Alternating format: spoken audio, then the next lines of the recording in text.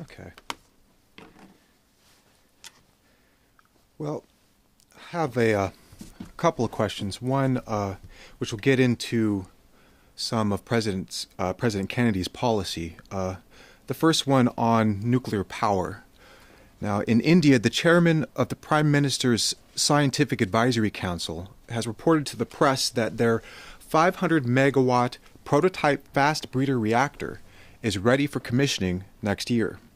Now, this is a molten sodium-cooled reactor which uses depleted uranium oxide, plutonium oxide as fuel, and it has blanket assemblies containing depleted uranium to absorb neutrons generated from the fission reactor in order to generate more fuel.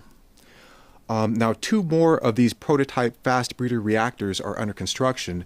India intends to have 6 in total by 2020. Now, while the current prototype harnesses depleted uranium, the plans are to move forward in the next decades to use thorium-232, which is rather abundant for the blanket assemblies, the breeder part of the reactor, which would then turn into uranium-233, which in turn could be harvested as fresh fuel. Now, this is an exciting development for the world as a whole, and India in particular, as the design of this particular reactor was entirely a product of the Indira Gandhi Center for Atomic Research, and if successful, it will place India at the head of nuclear energy development. Now, on the one hand, I think it's noteworthy to keep in mind what you had drawn attention, Lynn, a few weeks ago when it was announced that Saudi Arabia could procure nuclear weapons from Pakistan with virtually a phone call, and how that could be used to have a go at the tensions between Pakistan and India as another potential catalyst for a thermonuclear war. And I think another factor to consider is that we in the United States are quickly being left behind.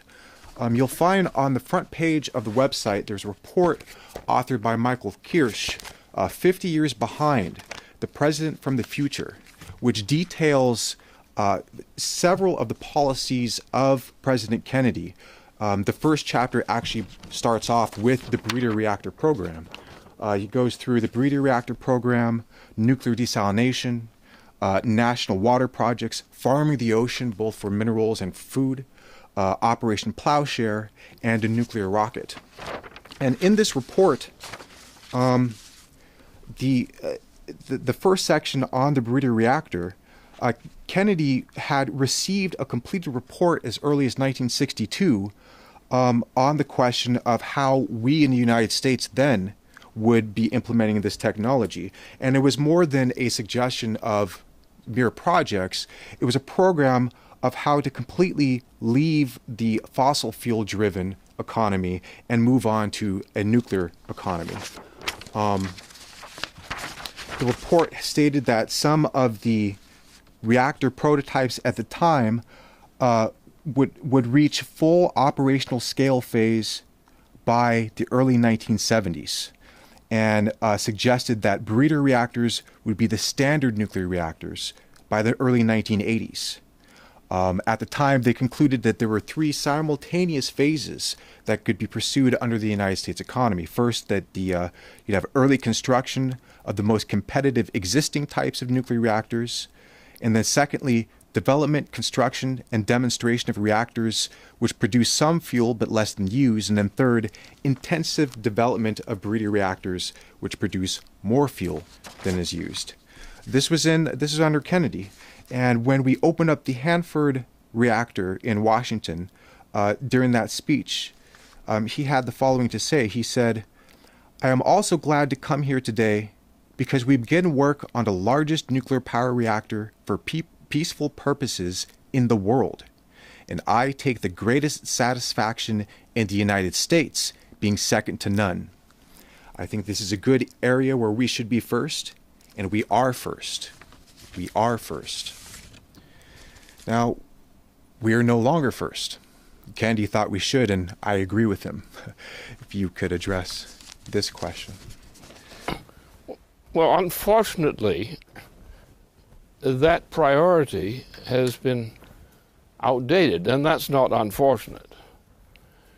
When you consider the needs of the world, rather than looking at the thing from objective conditions and local conditions, we have a different conclusion.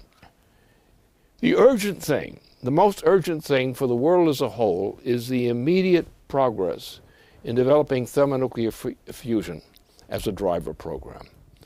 This is not a question of a computer, competition between different kinds of computers or technologies. This is a global responsibility. It involves many things.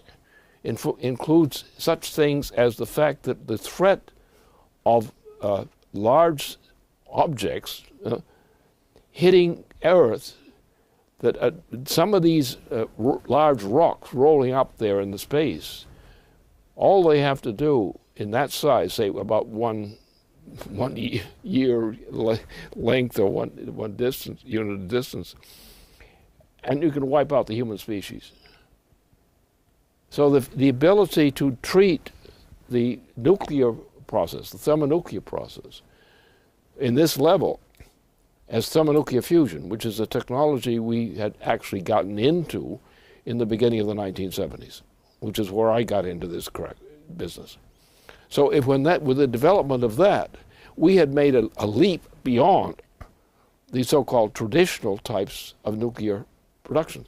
We had not rendered them obsolete, but they became subsidiary to a policy which had to be a thermonuclear policy. And what's been happening ever since the 1970s, when I got, into the business by the Fusion Energy Foundation, since that time, there's been a constant prevention of any progress in this direction. Now we've reached a point where the problems we have go to the range of the Pacific Ocean, that whole Pacific Ocean basin, and other parts of the planet require a much larger, more unitary thermonuclear program. And this is not just for energy, not just for power. This is for dealing with the challenge not only on Earth, but the challenge which mankind faces because of these asteroids. We don't know that that the human species is not going to go out of business someday soon by being hit by a relevant size of asteroid. So therefore our concern is take the area from Mars down to where we live, and that whole area is full of this potential. And we have presently nothing available to do the job if it were to come up on us now. So therefore, we have to think in global terms, really global terms, not just Earth global, but at least a whole section of the solar system, which must be our concern, because all it takes is one of those things about, suitable size hitting the planet Earth, and you're all dead. And there's smaller things that will take out the population of 1/4 or half or so forth of the population of Earth. So the issue is not just economy. The issue is complex. It involves everything. And the driver has to be thermonuclear fusion. Because without that, there is nothing, prospective available to really organize the kind of defense of mankind we require. So there are other threats to mankind than those like nasty people like the Queen and the Dutch operation. They're evil, and we must defeat them. But the danger is, will the human species continue to exist? And the speculation, which is not just speculation, it's just a fair estimate of what the probabilities are.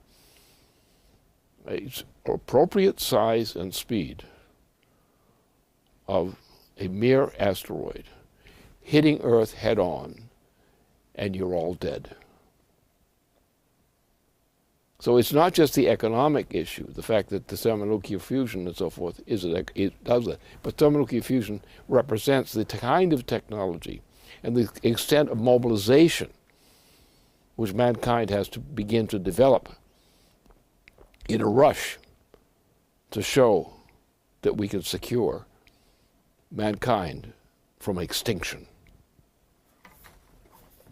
So this, when you raise these issues, that is what comes into play. It's no longer an economic issue. It's much more.